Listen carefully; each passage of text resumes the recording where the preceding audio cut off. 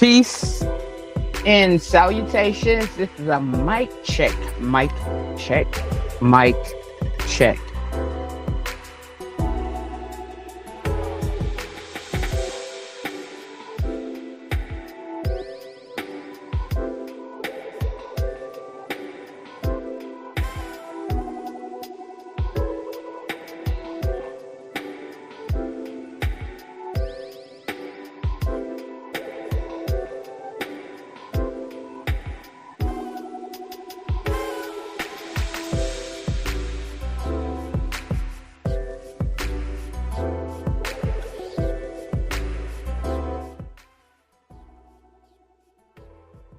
Mic check, 1 2 1 2. Mic check, 1 2 1 2.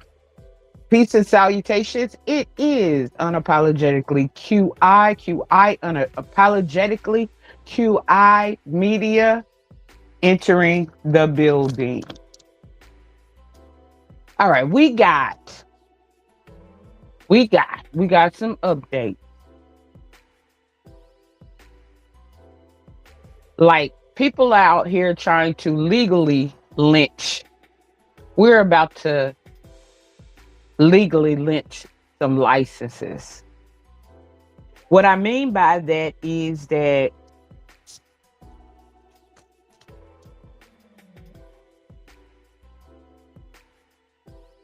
people have been out here violating our civil rights. And it is the people who should be protecting it. The people who should be providing us justice. I would like for y'all to say Karmelo is coming home. Karmelo Anthony is coming home, and Nolan Wells will receive justice. We are not doing it. I've often told the people in my sector, my area, are the places that I generally frequent on YouTube, that I was a boots on the ground advocate and activist. I was also trained to be a lobbyist because I brought some things to justice. I mean, I fought for some civil rights. And here's the thing, I wasn't hired. I'm not a politician. I did it because it was the right thing to do. I just stepped up. I've been doing this since, high school, middle school, whatever. I often rallied and had people have protests and different things, based on things that, we saw that was right or not right. I've always been a critical thinker and asked questions about a lot of things. And those are my gifts and my talents. Now, because of, society and different things, because I was told I should be an attorney from childhood on up by multiple people. I looked at the amount of years in school and different things, and I chose not to. Now, looking back, I wish I had, because I realized that I do have a gift for it. But at any rate, Karmelo is coming home. We will make sure of that. We will have to do this not only for him, but for any injustices, such as if Nolan Wells is being violated, or he's like, if there's injustice in that case, we should do it for that. We should do it for baby Wiley. We should do it anytime. There's no time that we should ever sit back and watch injustices be done to us, because that's another way of ushering in what I like to call Project 2025 Jim Crow 2.0, where our rights are being violated. And that even includes our voting rights. We need to usher in our own civil rights 2.0. If they can usher in Jim Crow 2.0, let's usher in Civil Rights 2.0. Where we take the torch from our ancestors, because the civil fight never ended. We just got a little too comfortable, and we thought we were free. We thought this was clear. And like they say, match energy. Why I say match energy, they have North Texas Republican Party, they have MAGA, they have what's that other organization? Charlie Kirk. Uh, I can't think of the name of it at this time,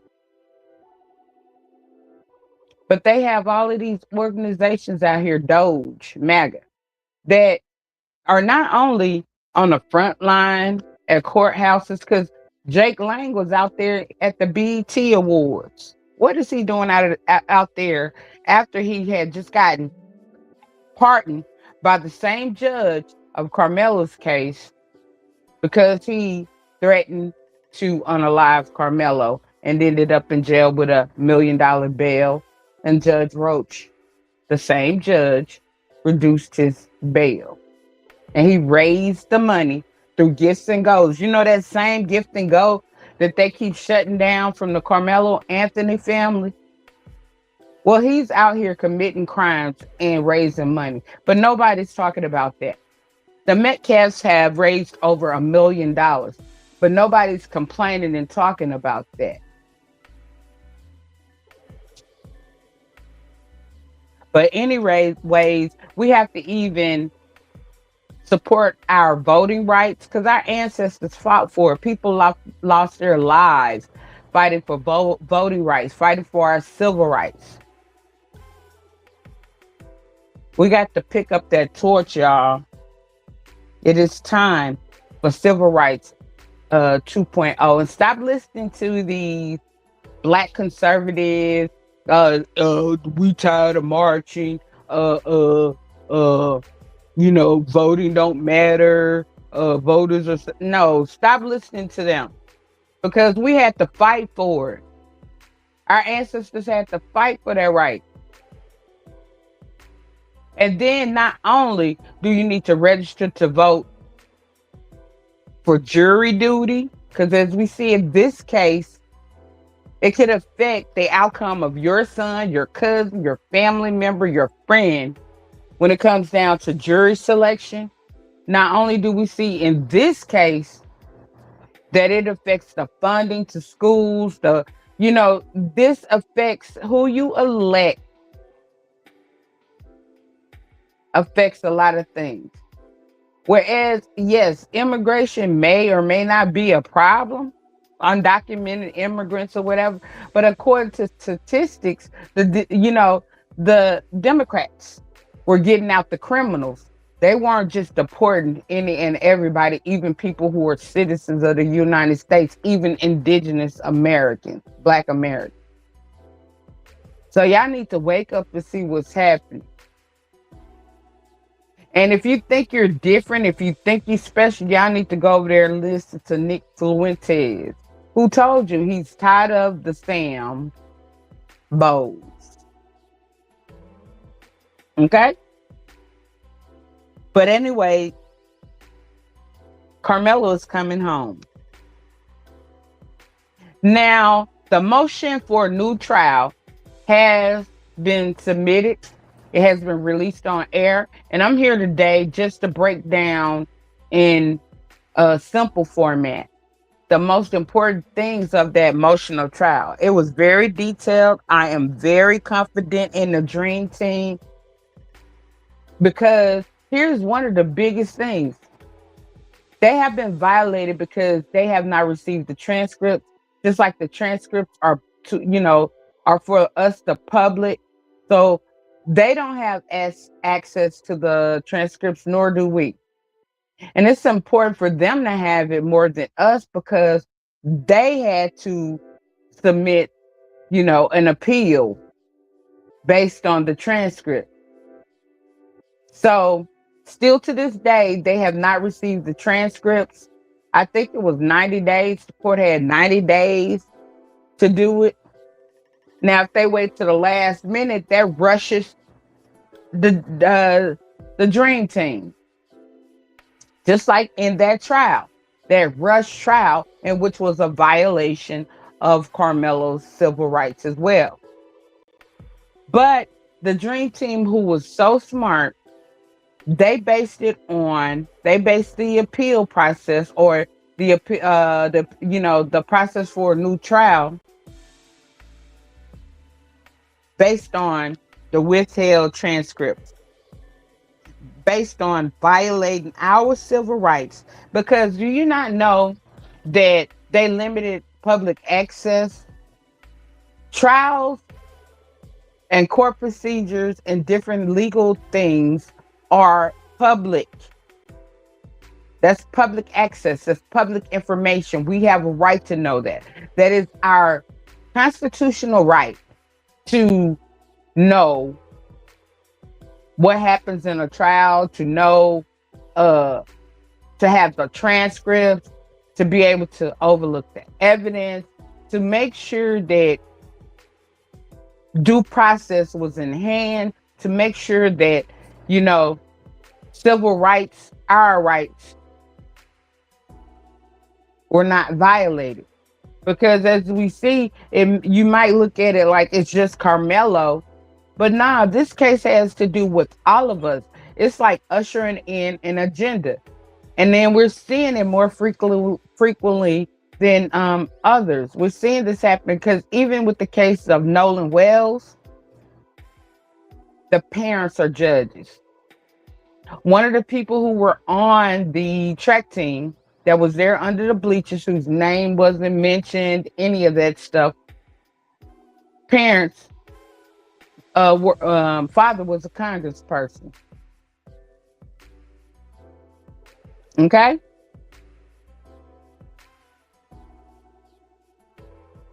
But also there were no notepads allowed. They only wanted legacy media. They had a limited amount of 27 seats. And this is after they filed for a venue change, which was denied. Because they could have went to Dallas, which has a bigger courtroom, and held a more fair trial where more of the public had access. If not just more of the public, at least more of the media. Because we watched the Young Thug trial, we've watched the Diddy trial. We didn't get to watch the Diddy trial, but we got those transcripts and we got updates. And they allowed media in to take notes, to come back and keep us updated. But you could tell with this particular trial that they were trying to keep the public out. And they were very selective about the public that they did allow access.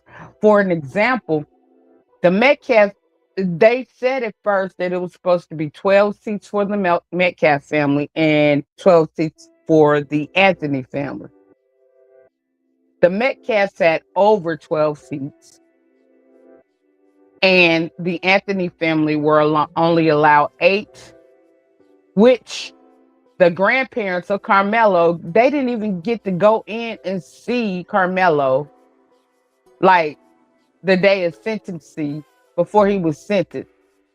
They also ushered the parents out during sentencing. So while Jeff Metcalf, the judge, Roach, and Hunter Metcalf did a whole humiliation ritual by asking Karmelo to look at me in the face, boy. Look at me in the eye, boy. While they did that whole humiliation process, his parents were not there. Like, Karmelo was 17 at the time that this case took place. They strategically waited till he was 19 and tried to treat him as an adult, even down to when it came down to the lawyers and the counsel. A lot of times they, limited the legal counsel the behind the scenes conversations and different things, the private conversations just to Carmelo, who just turned 19, not 21, but 19, and was 17 at the time, never been in any trouble, don't know anything about how the legal system works, don't know anything about, criminal court. And that's how a lot of these things happen. Because a lot of people think that, you're supposed to listen to,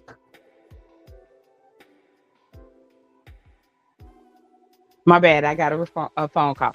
A lot of people think that you're only supposed to listen to, like yes, you're supposed to follow legal advice.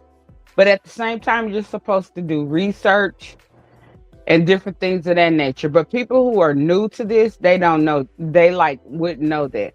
They would just simply follow the legal advice of their attorney without realizing that it's up to you as well to prove your case. You have to make the attorneys work for you, just like we have to make the politicians work for us, just like the president works for us, because this is a democracy. This is for the people, by the people.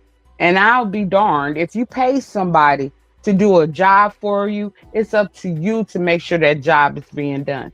But when you don't know what to expect, the outcome to expect, then, that shows you what happens in this case. But I also, they couldn't have facial expressions in court. And y'all know, like, we as Black Americans are very, very expressive. And not like, I could just imagine, let me just say this. I could just imagine me sitting in the court. I would not be able to do it because of the simple fact that facial expressions are involuntary.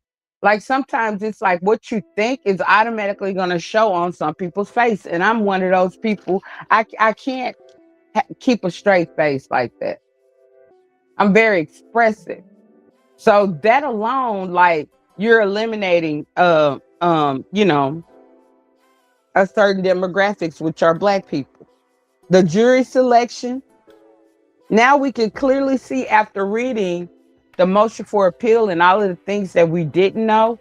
But thanks to Mike Howard, we know because he filed an affidavit.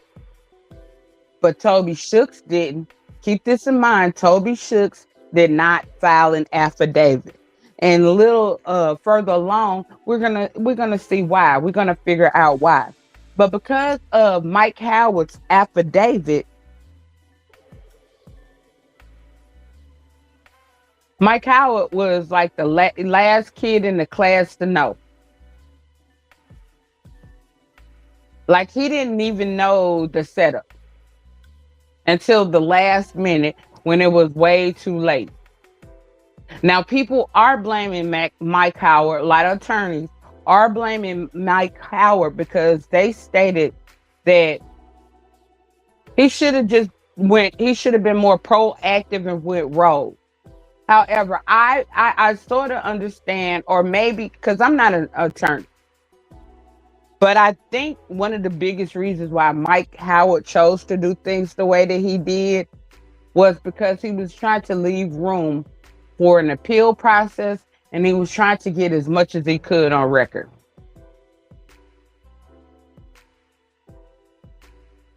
It's like Carmelo, that was a mock trial, a pretend trial. It was like they already knew everything. They knew how many years they were going to give him. They knew how they were going to do everything. Everything was strategically planned because there was a secret meeting, according to Mike Howard's affidavit, where on May 5th, Toby Shook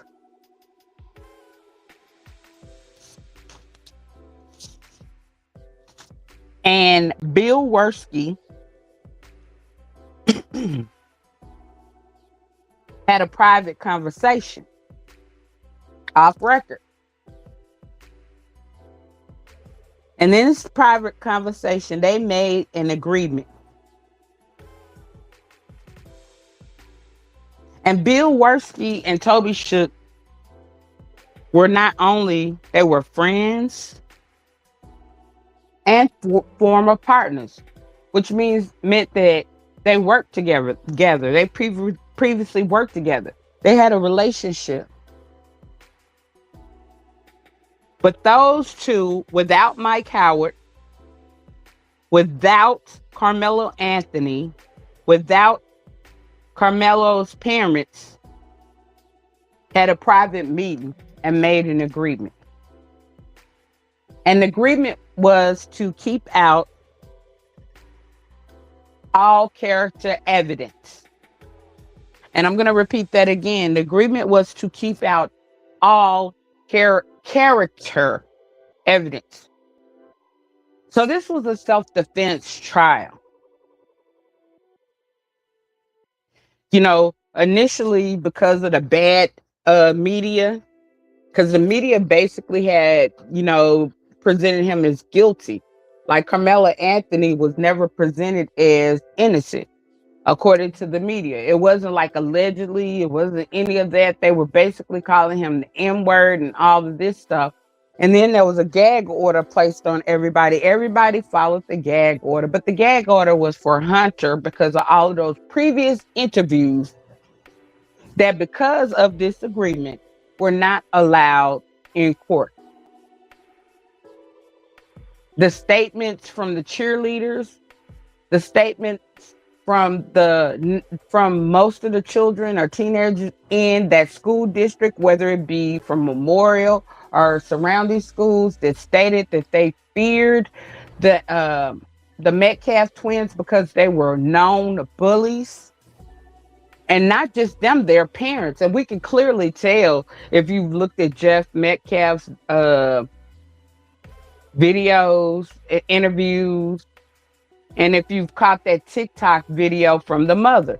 And she also stated that she knew that Austin as well as Hunter, they had anger issues, emotional issues. She knew about the situation with the cheerleaders, in which they faced no consequences with, but was reported by the cheerleaders. She knew about how people feared her sons, but she's a coddler. And so this was their biggest coddle, right? This was Jeff and what's her name? And Miss Metcalf. This Mother Metcalf. This was their, because I can't think of her name right now. But this was their biggest coddle. Because they know that not only should Hunter have taken a stand, not only should Hunter have been a witness, but Hunter was guilty, and Hunter and Austin were there, both there. Hunter was the provoker. And many of us are saying that we're not sure that Karmelo even poked Austin.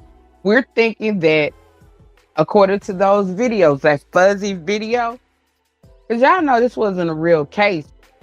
That fuzzy video, if you enlarge it and you slow it down and different things, you can clearly see that there were multiple people throwing hands on Karmelo. You could see Karmelo getting out the tent and running, and they were still under there fighting. And it was like Karmelo had been gone when Austin fell to the ground. And we're also, because I watched Dane Calloway's video, there were two knives. There was one that was greenish, and then there was one that was black. When you watch the video, you can clearly see somebody run over and throw something in the trash can and then later go back to see it. And y'all know we got videographers out here. Like right now, if I was capable, I would have done it. I would have downloaded the video. I would have taken it into some software. I would have tried to enhance it to see it better. But some people have, because it's important to know who was where, like who was where, like who was sitting here, who was this sitting there. How are you proving a case when how are you proving a case? Like because they saw a fuzzy video, but they didn't know who was who. They didn't see the fight. They didn't question why somebody was threw something in the garbage and then later went back to get it. We didn't see any police interrogation videos because when police not we saw some police the footage from Carmelo, but we didn't see where they brought them because they that's what they do. That's a natural thing. They have to record everything. So we didn't see when the police separated them and interviewed everybody that was there one by one. I'm talking about the same day because all of them should have been taken to the precinct. All of them should have been questioned and they should have been separated. There should be no way they were all together. None of this kind of stuff. We didn't see any of that kind of footage.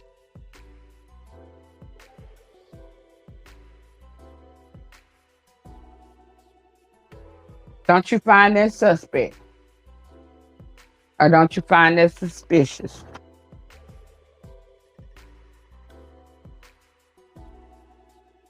So that basically eliminated all of our constitutional rights. And basically, we know that character evidence, like by proving that uh, these Anthony twins were bullies, that people were afraid of them, that they had behavioral issues, that's evidence. That's patterns of behavior. And they also didn't want to talk about Carmelo's good character, like how he had saved a child and a woman from drowning. Captain, he worked for Special Olympics, captain of the football team. I mean, it was just a lot of different good things about Carmelo. And then contrast comparing the Metcalfs to the to Carmelo, they already knew that was a losing battle. Because Carmelo was like what they want to say that none black people are. And the Anthony's are what the stereotypes that they like to give to black people. To make it simple. It also proves motives. Like we want to know what led up to this, what happened before. And because Eddie and Carmelo were friends, you knew Carmelo knew that they were bullies. And anytime that you're in a small town, like where there might be several schools, even though you go to different schools, you still hear about the reputations because people still hang out together. They're smaller towns. They go places and hang out together, you know. So even in smaller areas, you would still know, okay, well, if you go over here to there, watch out for them. Or if they come over here to us, watch out for them. You know, the word was around on them. People knew about them. It's my puppy.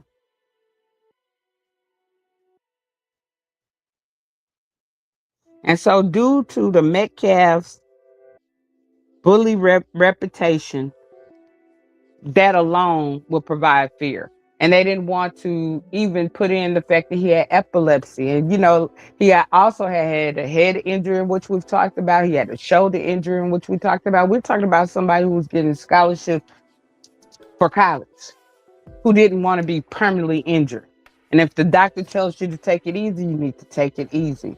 And then definitely you have to protect yourself when you have epilepsy. So they wanted to bring on in expert witnesses like a psychiatrist, like a doctor to speak to the epilepsy and all of those things. And all of that stuff was denied because of this secret behind the scenes agreement. This secret behind the scenes agreement basically allowed them to just railroad And Toby Shooks was the one to agree to it. Mike Howard had no idea until the last few days of the court. Yeah, I remember when it took a couple of hours. They took a break for a couple of hours, and people were saying, "Oh, they're waiting on Hunter because Hunter was on the defense list. The defense was gonna call Hunter as a witness. Hunter kept changing the times, different things, and never showed. And then they tried to they tried to push it up because Karmelo was going to testify. Carmelo was going to testify. I don't know if Mike Howard decided not to do that because he already saw the play and he felt like it wasn't going to go right. But Carmelo was supposed to testify. But oh yeah, I do know why. Because like Carmelo, they tried to push Carmelo when Hunter didn't show because it was supposed to be Hunter and then Carmelo, right? And this is before sentencing, jury deliberation, and everything.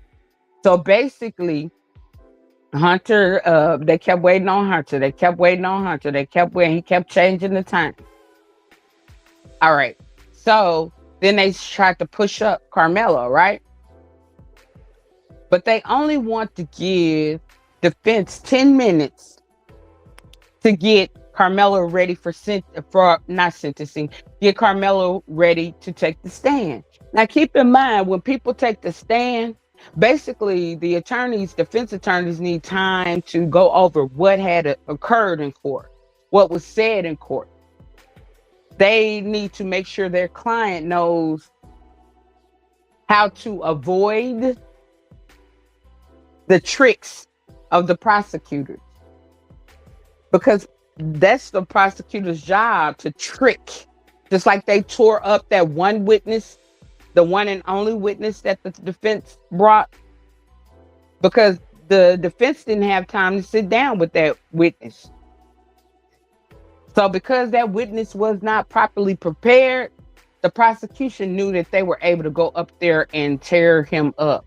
But that's all due to Toby Shook, all due to Toby also probably telling them everything that was occurring telling the prosecutors everything that was happening on the defense end.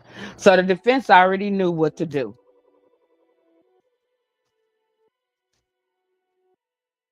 Defense already knew what to do.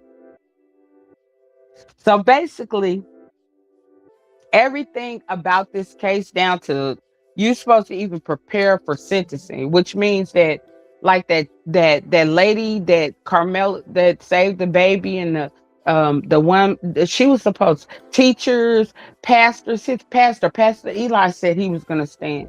None of those people were ready. Plus, they didn't even have seats. They had 12 seats for the Anthony family plus, and they limited where 8 seats for the Anthony family, and so the grandparents couldn't even come in.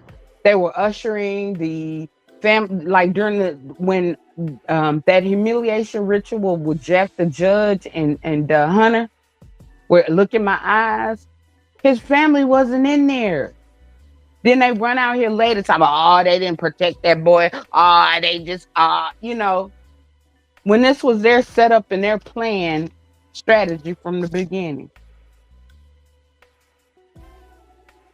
So everything now makes sense after the affidavit from Mike Howard. It all makes sense. But guess who didn't do an affidavit? Toby Shooks. Toby Shooks was a plant. He was there to make sure that their plan went as expected. There were no expert witnesses. I mean, everything was wrong about this. This was like a pretend trial. Most people who watch trials, we can clearly see that this is not right. Something ain't right about this. Like most trials are exciting. I watch trial YSL. Some people like watching trials. I really thought that the defense was going to walk them down in the end, because we saw that even the witnesses all had conflicting stories. So the prosecution did not prove the big M.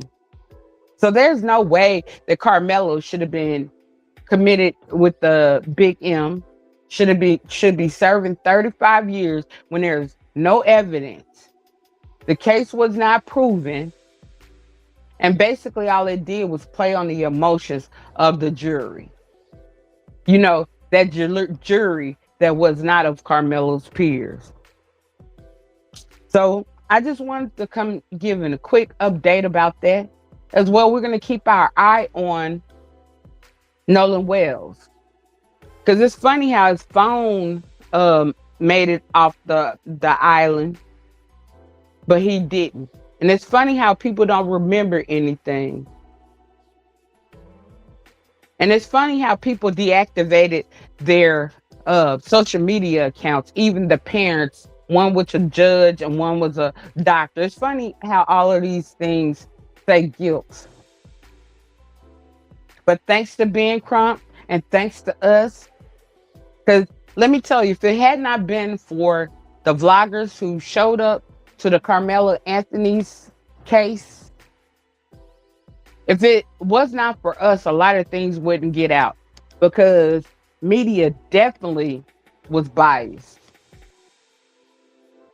So I'm here to just say it's time to step it up, because they got MAGA, they got Turning Point USA. I couldn't think of them earlier. They got all of these organizations that are stepping up, and this is a political thing. And this crime, all of this stuff, politics is everything. Politics matter.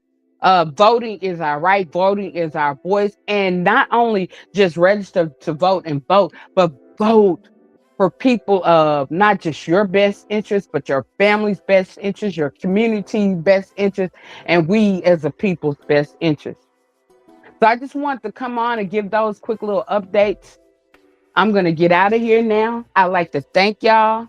Make sure you smash that like and share. Let me, they say I'm bad about greeting the audience. Salute Just Blaze up in the building. Appreciate you, Just Blaze.